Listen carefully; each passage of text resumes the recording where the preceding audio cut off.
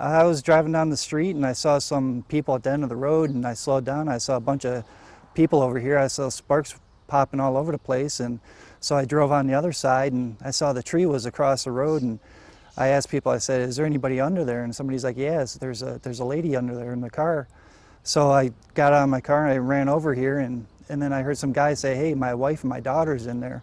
So at that point in time, I just like, I saw the electrical wires hanging around, popping and stuff like that. So I ran into the tree and I saw the sunroof open, and I tore off the rest of the sunroof, and I saw the daughter and the mom in there, and the daughter was all right for the most part. So I pulled her out and I let her go, and I was just comforting the mom as much as I could until EMS got here.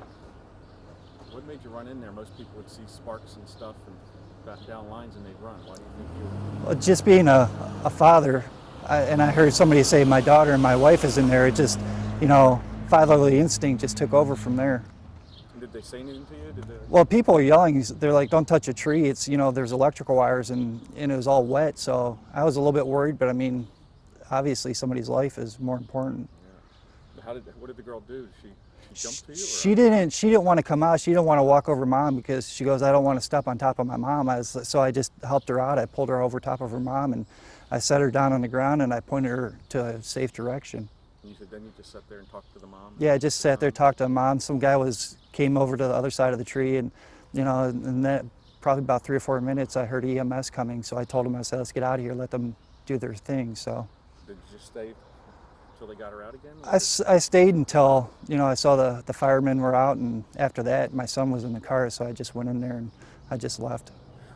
Like I asked you, you're in National Guard. Yeah. Do you think that helped you jump in there in this sight of danger and not think about yourself? Well, one of the things about my military training is it wasn't so much of how to react, it's more of how to stay calm under pressure. It's like that old commercial when you're in an interview and they ask you, do you work well under pressure, and you try not to laugh. I mean, it does come in handy when, I got the pressure heat, pushing down on you.